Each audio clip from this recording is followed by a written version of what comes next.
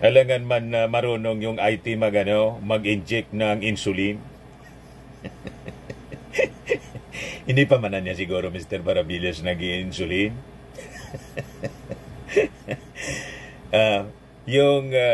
Yung kailangan lang niya siguro niya pag sumakit yung kanyang spinal.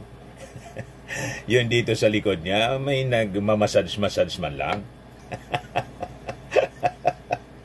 O di ba?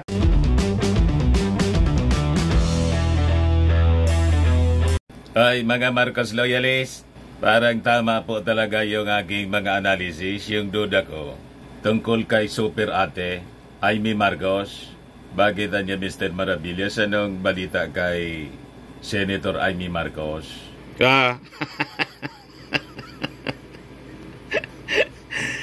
Ano yan Mr. Maravillas? Sinerito po ni Benji Contreras. Ngayon lang po, kaway-kaway kay Baste. Kaya pala binanatan mga kababayan doon sa Nausog Rally. Biglang binanatan po ni Mayor Baste, si Bongo, nasyak pati yung mga DDS vloggers. Kung bakit yung very close mga kababayan kay Maudigs, SAP siya, Special Assistant to the President, SAP, at naging senador itong si Bongo mga kababayan. Dahil kay Maudigs, kanang kamay po. Nga. Nagiyatang kanang kamay na ni Super Ate. Ito yung ating poging-poging Pangulo na napakatalino.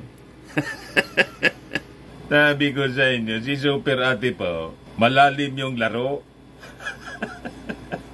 Talaga niya Mr. Maravillas. Di ba yung sabi ko? Kaya si Super Ate dikit ng dikit sa mga Duterte.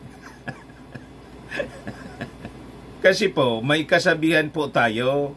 Narinig ko to sa The Godfather. Itong matanda ng kasabihan mga kababayan. Keep your friends close and your enemies even closer.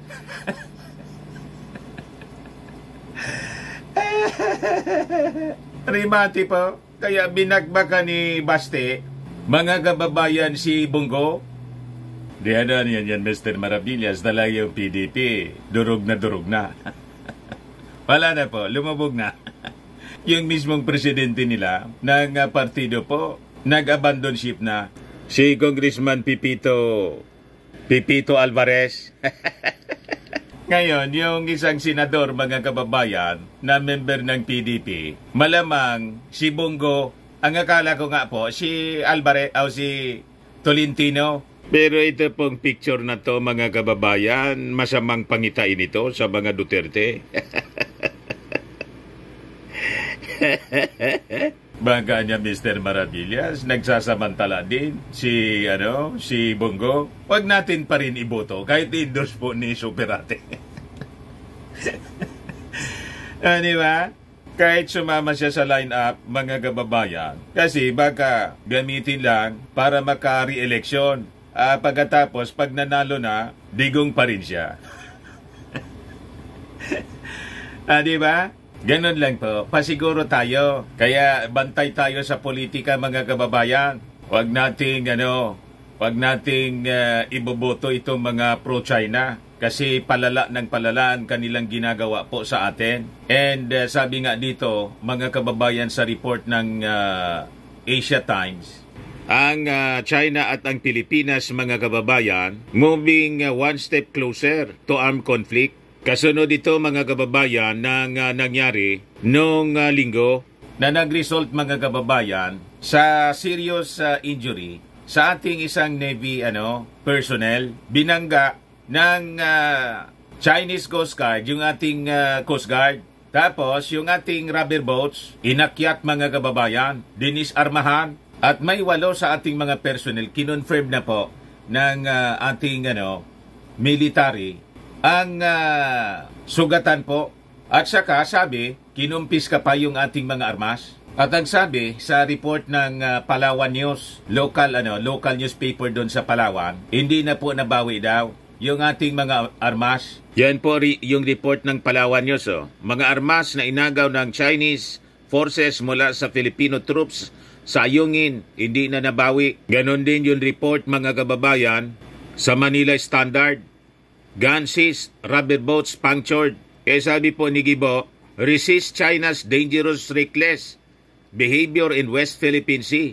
Yun ang utos na ngayon, mga kababayan ni Gibo, sa armed forces natin. Talaga niya, Mr. Maravillas, laking perwis yung ginagawa ng mga Chinese. Grabe po ang infiltration nila dito sa atin. At ngayon, sa investigasyon po ng Senado kay Bamban Mayor Alice Goo, malamang talagang pure Chinese si Alice Goo, mga kababayan. O yan po na-discover ni Senator Sherwin Gatchalian. Ang possible na pangalan niya po, mga kababayan, ay Goo Waping. Yan po ang sabi ni Senator Win Gatchalian. At sabi sa mga balita, sabit sa seryosong mga kaso, mga kababayan, itong si Alice Goo, kaya pa-file na po non-bailable na kaso. But before ko pong ibigay sa inyo yung mga balitang yan, yung detalye ng mga balitang yan, click subscribe mo na dito sa ating YouTube channel and hit the notification bell para lagi po kayong updated sa mga kaganapan dito sa ating bansa. Like and share na rin po ninyo ng ating video at huwag na rin po ninyo na skip yung ating mga commercial ads para tuloy-tuloy lang ang pag-unlad ng bagong Pilipinas. Sa mga naganap ng malinis and spacious fitness gym, pumunta lang po kayo sa aming Colossal Fitness Gym. We also offer Grab car rental with our brand new 2023 model ng Toyota Innova. We also accept booking for those who are planning to travel via PAL, Cebu Pacific, and other airline companies, local and international, and bills payment for Meralco Bills, Leco Bills, PLDT, etc. Ang Colossal Fitness Gym is located at 3rd floor Security Bank Building, Landco Business Park, Legazpi City, Albay. For inquiries, look for Gilon Maravillas. Contact number 0966-802-0949.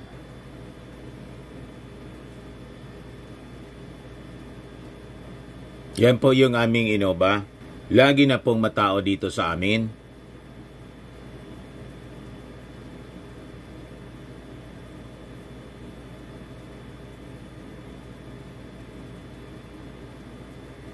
Yan po yung mga bago naming clients. Napakalinis at napaka-colorful, napakaganda ng aming pong gym.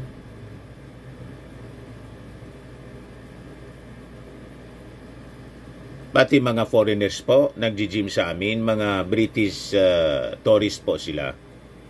Na-set up na rin po yung aming mga brand new gym equipments.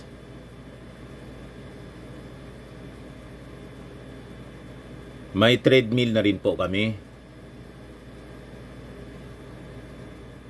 Ito naman po yung bago naming product na binibenta online. Eye Glow Serum, whitening po siya. Tingnan ninyo yung epekto sa aking anak na architect before and now. Yung mga inquiries po ninyo, dumiretso na lang kayo sa kanyang Facebook account, Riz Maravillas.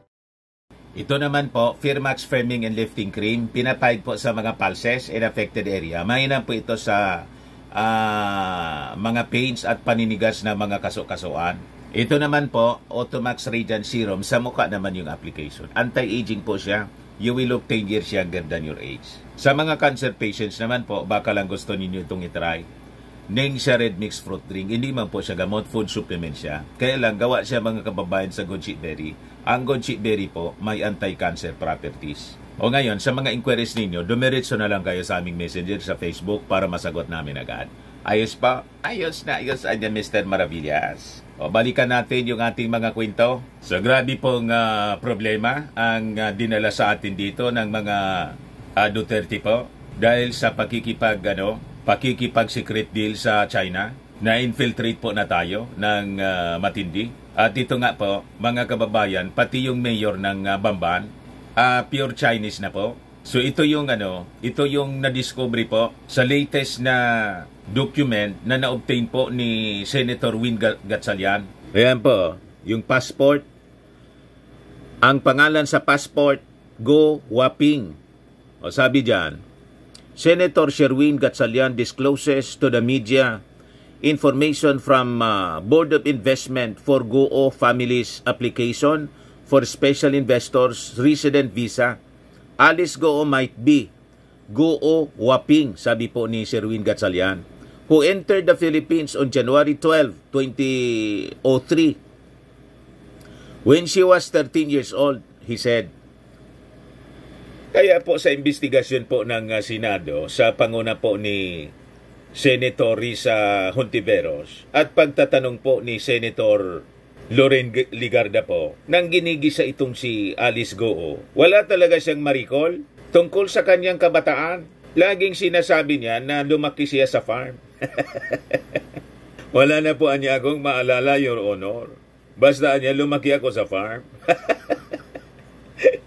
Ganon. Kasi hindi siya makapagkwento tungkol sa mga kalaro niya, kung sino-sino. Hindi niya masagot, mga kababayan. Kasi nga po, lumaki siya hanggang 30 years old, mga kababayan, sa China. You see? Yes, sabi po ni Senator Win Gatchalian, Alice Go might be Go Waping, who entered the Philippines on January 12, 2003, when she was 13 years old. Her real birth date is on August 31, 1990. This is according to documents provided by the Board of Investments from the Go Families application for Special Investors Resident Visa, SRIV, and the Bureau of Immigration. Go Waping's registered mother under the SRIV is Lin Wenyi. Yun daw ang tinatawag na nanay. At yun din ang laging kasama sa pag-uwi sa China ng tatay ni Alice Go. Nakita na ninyo kung paano tayo pinagluloko ng mga Chinese. Grabe yung infiltration sa atin. At itong si na-discover, konektado po sa kung ano-ano mga krimen. Yan po yung report na nakuha ng ABS-CBN News kay PAOK Head Casio. Yan Alice Go konektado sa crime group. Pakinggan po natin, mga kababayan, yung report ng ABS-CBN. Sinimulan ng balangkasin ng Presidential Anti-Organized Crime Commission o PAOK ang complaint affidavit na isasampa nito laban kay Bamban Tarlac Mayor Alice Go sa loob. Yan ang lumaki sa farm, mga kababayan. So itutuloy na ang pagsampa ng kaso laban, mga kababayan, kay Alice Go ng PAOK. Matinding mga krimen ang kinasangkutan, mga kababayan. Ng linggong ito, kumbinsido ang PAOK na may kinalaman umano si Go sa pagdetine sa ilang tao sa Baofu Compound kung saan illegal detention po? Ang mga illegal na pogo. Dito siya, pakita ko sa inyo. Yan ang building ng mga illegal na pogo po. Di ba? Hongsheng at Zunyuan. Ang naturang lugar ay pag-aari ng Baofu Land Development. Ayan pa, Baofu Land Development Corporation. Matindi po ang lalaking building po. Lumaki sa farm. Matindi po yung kayamanan na nakukuha niya sa farm. Baka niya, Mr. Maravillas, yung confidential farm, fund, farm pala. Kasama na dyan. Incorporated, kung saan dating incorporator si Go. We believe that she remains the beneficial owner. Ayan po si Winston John Casio. Pakita ko sa inyo. So we believe sabi ni Winston John Casio, tagapagsalita ng PAOK, na ang beneficial owner po ng company si Mayor Go mismo. You see? Baofu Land Development, that she was not only connected. Ayan para makita po ninyo kung gaano kalaki ng investment nila. Ganyan siya kayaman. Ang daming buildings po, mga kababayan. At konektado pa ito doon sa Pogo Hub sa Pampanga, kung saan, mga kababayan, na-discover yung document na may pirma ni Harry Roque. Dahil sa Pogo po, lumitaw si Pogi. Yung pinunduan, mga kababayan, ni Harry Roque sa pag-travel sa Europe, si Alberto Rodolfo de la Serna. Nga. Ito yung latest mga kababayan. Sabi dyan, Roque and de la Serna supposedly traveled together internationally at least 8 times. At hindi po. IT po siya, hindi mang nurse. So walang kinalaman doon sa health problem. Pagiging diabetic at may spinal stenosis ni Harry Roque. Alangan man marunong yung IT mag-inject ng insulin. Hindi pa manan niya siguro Mr. Maravillas nag-insulin. Yung kailangan lang niya siguro niya pag sumakit yung kanyang spinal. Yun dito sa likod niya may nagmamassage man lang. O di ba? So sabi dyan, the reported travel records of former presidential spokesperson Harry Roque and his former executive assistant A.R. de la Serna suggest they traveled together internationally at least 8 times in recent years. The journey included trips to Hong Kong in November 2019, New York in September 2021. Matindi po, in another international trip on October 2021. In 2023, they visited China in April, Japan twice in September, Singapore in September, and Abu Dhabi in October. Galing po ni Harry Roque. Attorney Rostom. Attorney Herminio Roque Alberto Rodolfo de la Serna, yung kasama. Dikit na natin ang todo sa kanyang pangalan. So ang pangalan niya, para nang yung pangalan ni Dr. Jose Rizal, napakahaba. Bakit naman na niya, Mr. Maravillas, nasama si Rostom? Na mali lang ako.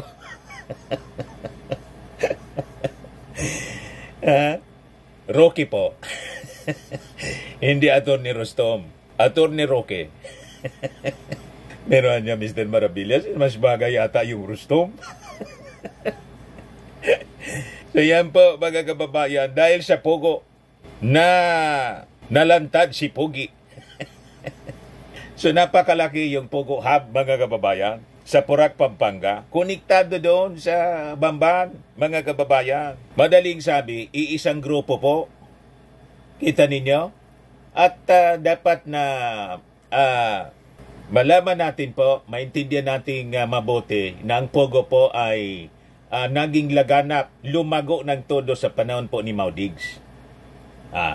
Baofu, but with the actual operation of the Pogo itself, even after divesting. Dagdag ng PAOK, konektado rin si Go sa illegal na Pogo sa Porac, Pampanga. Kita ninyo? Porac, Pampanga, kung saan nakita yung documents na may pirma po ni Harry Roque.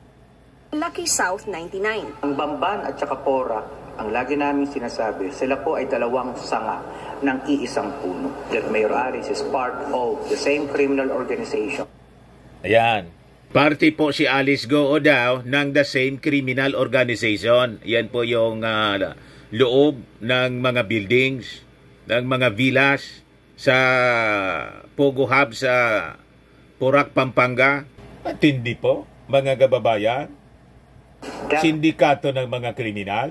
Operated both Bamban and Porac. Sabi pa ng PAOK, may sapat silang ebidensya para patunayan ang paratang sa alkalde. Kaya po, grabe magdepensa ni Attorney Harry Roque dito kay Alice Goo. So talagang kaduda-duda. Tapos biglang na-discover, mga kababayan, yung documents. Bukod sa human trafficking, sasampahan din ng PAOK ng iba pang kasong kriminal at administratibo si Mayor Alice Go at iba pang may-ari ng Baofu. Posible ring maharap sa kaso ang ilan pang opisyal ng Bamban Tarlac. Pakiusap naman ni Go sa ahensya, sana'y maging patas at mabusisi ang kanilang investigasyon. So, yun po ang pakiusap daw. Dapat fair lang. Siyempre naman po. Kaya nga po hindi ka pa suspendido hanggang ngayon. Sa mga abogado ni Go, huwag naman yung harassment yung ipapile nila. Kung Walang harassment po. file tayo, dapat may matibay na. Lahat ganyan ang mga depensa ninyo. Parang yung doon sa sa Davao, laging harassment. Yung pagsiserve po ng warrant of arrest kay Pacquiao, pari-parehas po ang linya ng ng mga depensa nila. giit ng abogado ni Go, binitiwan na ng alkalde. Yan po, pakita ko sa inyo. Yan yung sa Bamban Tarlac. Matindi po, napakalaki. Nagpipiesta po yung mga masasamang loob dito. Ang interes nito sa Baofu. Pinalaki ng previous administration.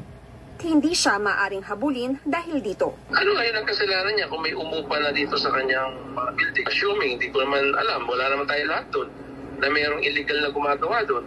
Ano kinalaman ng lessor doon? Ngayong Martes, nagsumite ng liham ang mga abogado ni Go sa Malacanang para kay Executive Secretary Lucas Bersamin upang sagutin ang mga anilay walang basehang paratang laban sa kanya. Pinabulaanan ng alkalde na sangkot siya sa kidnapping, illegal detention o human trafficking. Wala umano siyang pinirmahang dokumento na magdadawit sa kanya sa mga krimeng ito.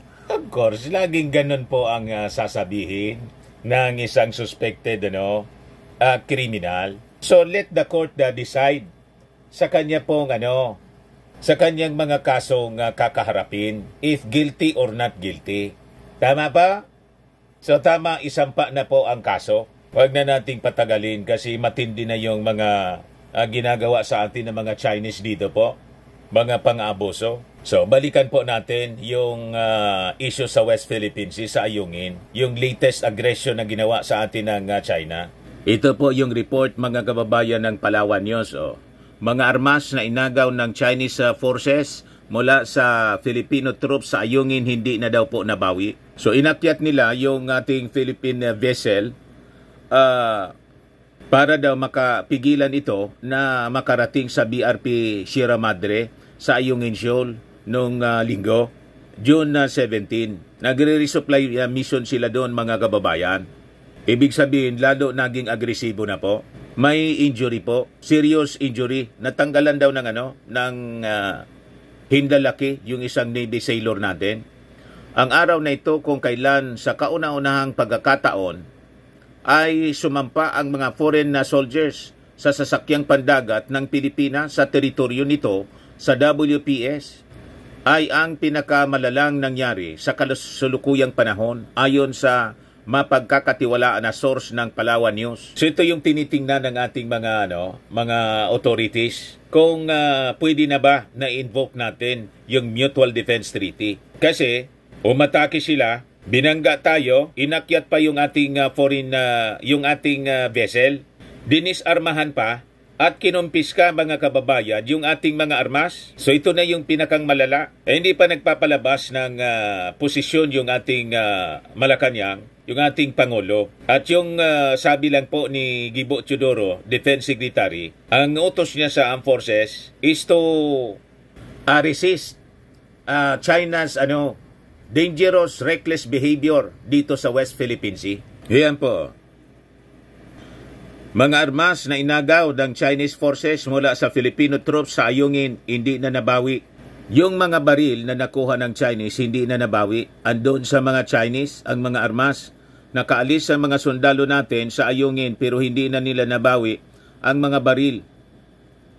Hawak pa rin ng Chinese. Tapos, papalabasin nila na nabawi. Hindi yon ang totoong nangyari ayon sa source. Matindi umano ang naging pagtitimpi ng tropa ng Philippine Navy ng araw na yon o para hindi na lumala ang komprontasyon. So hanggang saan tayo magtitimpi, mga kababayan? Kaya pa nating magtimpi. So titingnan natin ang magiging mga aksyon ng ating pamahalaan, mga kababayan. Kasi sa tingin ko talaga pong sinusukat nila yung ating resolve. Hanggang kailan tayo magpapasensya po? So dito naman po sa report ng Manila Standard, sabi, kinonfirm ng ating military, the incident hours after the media broke the story. It was unclear, however, whether the incident was the same one which wherein the Chinese rammed as resupply boat headed for BRP Sierra Madre. Yan po yung balita. guns seized, rubber boats punctured. Chinese Maritime Forces injured 8 Philippine Navy soldiers, 1 seriously, and seized their guns in a violent encounter in the water surrounding Ayungin Shoal. Philippine Navy personnel sustained severe injury after the Chinese Coast Guard intentional high-speed ramming during the rotation and resupply mission to BRP Sierra Madre noong June 17, it said in a statement.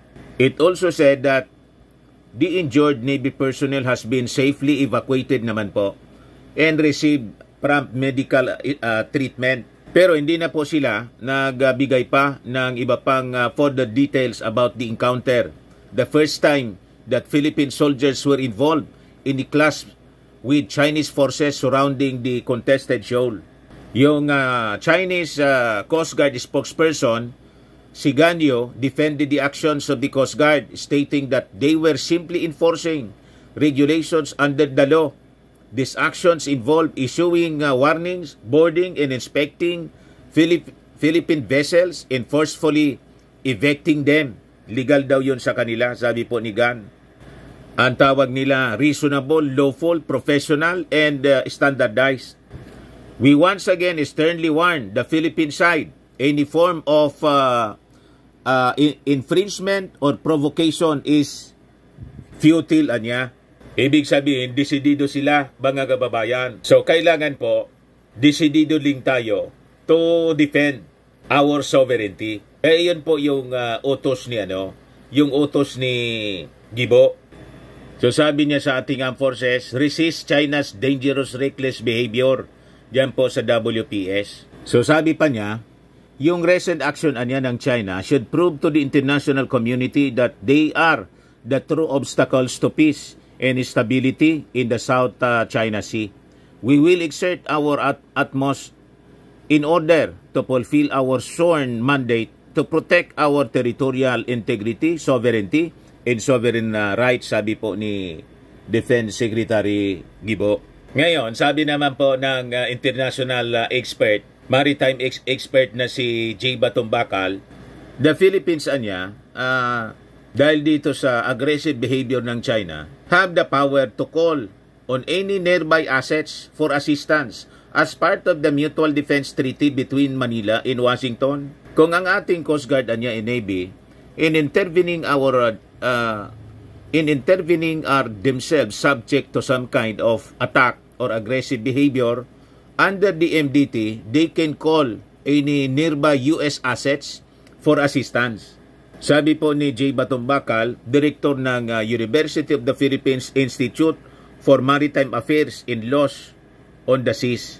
Sabi niya, under the MDT any use of a device that could harm or cause damages is considered an attack which would engage the Mutual Defense Treaty obligations. Kaya po sabi dito sa Asia Times, we are moving closer to conflict, armed conflict. Ayan po, China-Philippines, one step closer to armed conflict, sabi po dito sa Asia Times. Kaya mag-ready po tayo kasi nananadya yung China. Pag hindi po tayo nag-pushback, hindi natin ginawa yung tama, lalamunin po tayo ng buong-buo nila. Yan kung okay lang sa atin, nalamunin tayo ng buong-buo ng China. Kung gusto po ninyo. Kasi napakarami pong mga Filipino na nilason po ng trupa ni Mao Diggs, nanginginig na po sa takot kasi tinakot ng China. Pinaniwalaan nila yung propaganda ng China, kaya nanginginig sila sa takot. Isabi sa kanta po, ang takot ay nasa isip lamang. At sabi sa Bible po, fear not. Kasi po, ang pananakot po is the devil's tool. Ang diablo po, ini-exploit nila ang emotions natin. Yung takot, itinatanim niya ng diablo po, yan sa ating puso at isipan. Para hindi po tayo makapag-isip ng tama at makapag-react ng tama. Intimidation, the tool ng China, na ang simbolo ng China po, dragon.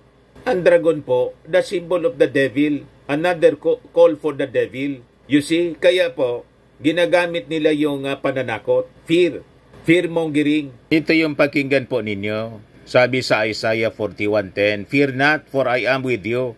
Be not dismayed, for I am your God.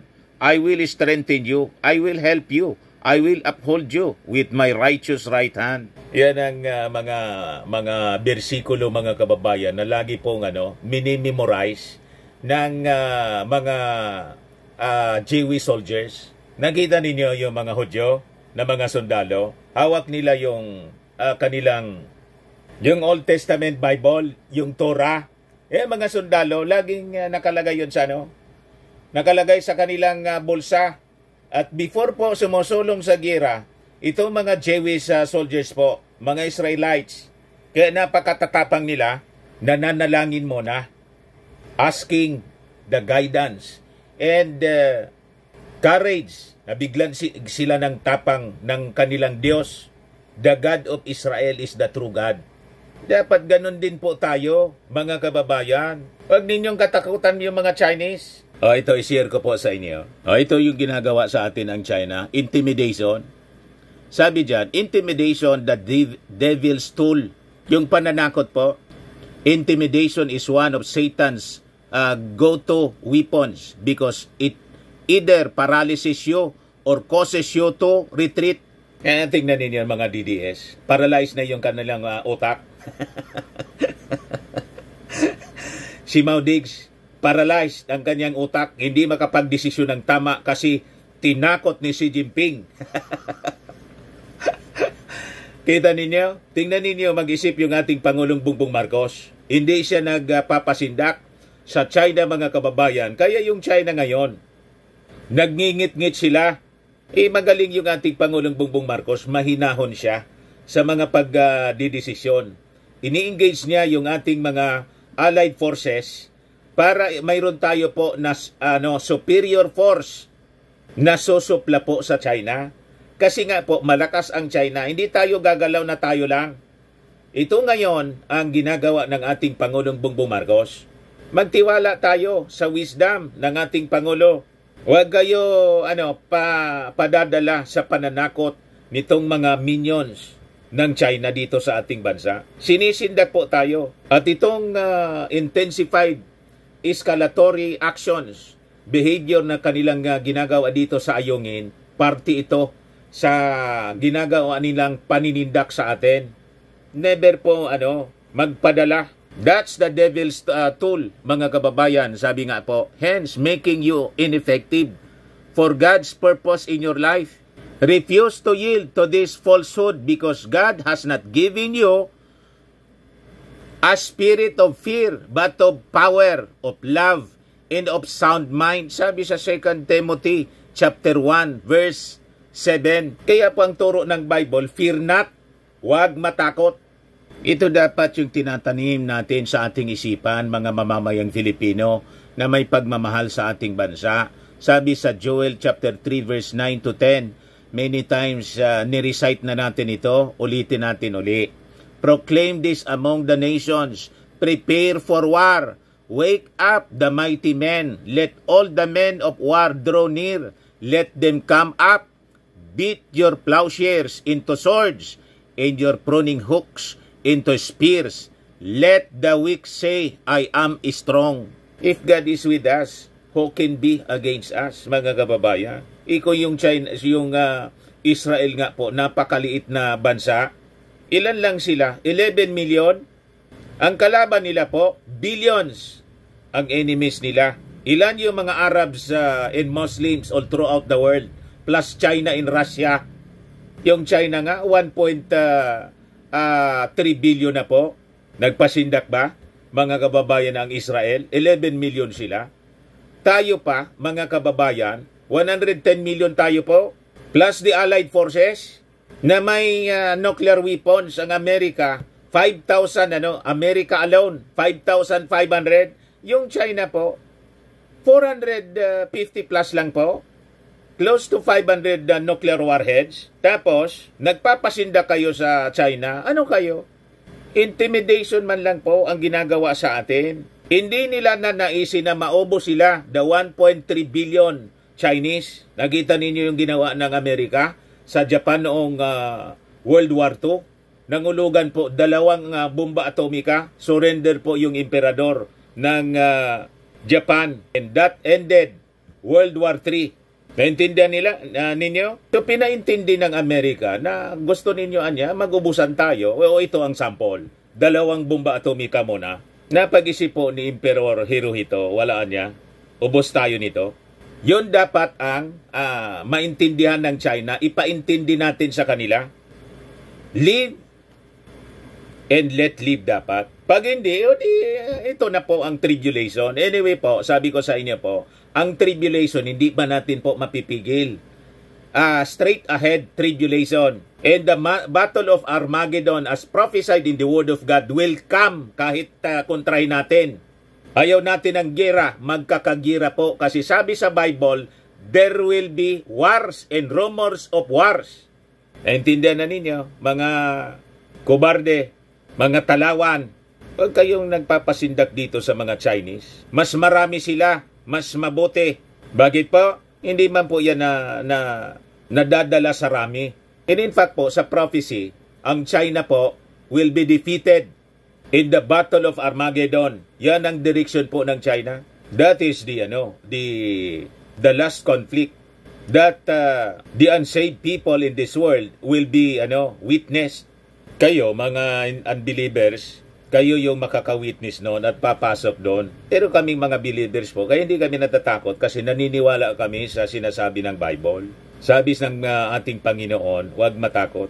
God is in control, mga kababayan. Sabi po sa Proverbs, sabi ni King Solomon, mag-readyan niya kayo ng mga kabayo ninyo para sa gira. Pero ang victory, rest in the Lord. Yan po ang totoo niya.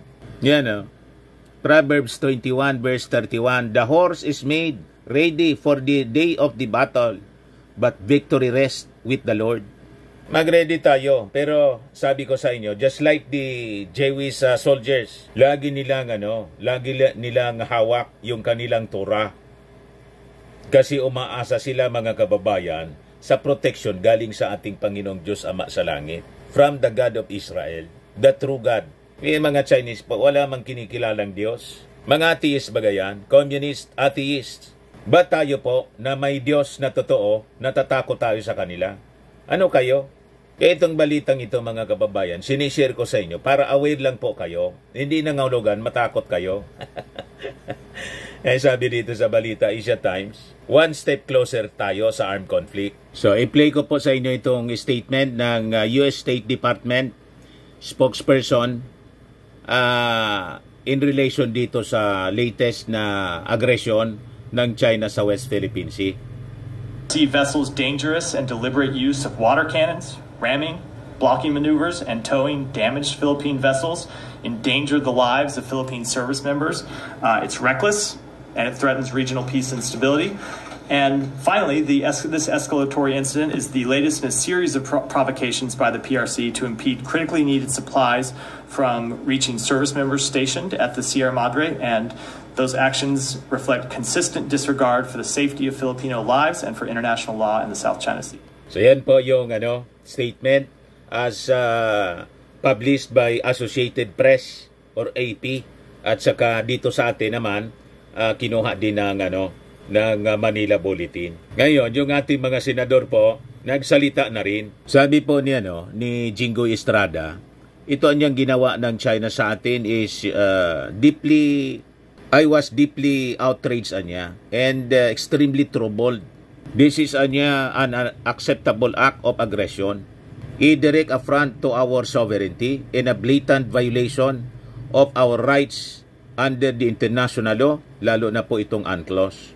Sabi niya na yung ating bansa has consistently sought peaceful and diplomatic means to resolve maritime disputes, adhering to mutual respect and cooperation principles. Yet, the Chinese Coast Guard demonstrated a complete disregard to these principles and has engaged in provocative actions to escalate tensions in our territorial waters further. So I strongly demand that China cease these provocative actions immediately and respect our sovereign rights. Our government will take all necessary measures to protect our people and uphold our national interest. I urge the international community to come together in denouncing the imprudent behavior and to lend their support to our plea for justice and accountability. Ganon din yung sabi, mga kababayan, ni Senator J.B. Ejercito. Sabi naman po ni Senator Grace Poe that China's aggression in the Philippine Seas have reached a reprehensible new high, damaging boats and inflicting harm on its people. Ito anyang bullying and dangerous acts ng China must stop. So, hintayin natin, mga kababayan, din yung official statement ng ating Pangulong Bongbong Marcos. Siyempre, yung kanyang mga security officials, kakausapin na muna niya, i-convene niya yung kanyang the security cluster ng ating bansa para pag-aralang mabuti kung ano yung mga actions na dapat nating gawin, mga kababayan, sa paglala ng mga ginagawa sa atin ng China. Ngayon, yung Pentagon po nag-warning na yung China's behavior ngayon sa West Philippine Sea could lead to something more violent. Ngayon, yung ating mga kakamping bansa, Japan, US, Canada, navies, nagsagawa sila ng joint sail dito po sa South China Sea on Sunday in reaffirmation of their commitment to strengthen regional and international cooperation for a free and open Indo-Pacific. Meanwhile, the Philippine Army Chief has called on officers and personnel of the Armored Division to continue to be relevant in maintaining all defense assets, saying it is crucial in the Army shift to territorial defense operations. So, nagre-read po tayo kasi palala ng palala ang mga actions po na ginagawa ng China. Ano sabi po sa Bible? Prepare for war. Let the weak say, I am strong. Tama ba? Huwag pasisindak, fear not. Ayan man lang po, mga kababayan. Ako po si Dante Maravillas. Bye-bye. God bless.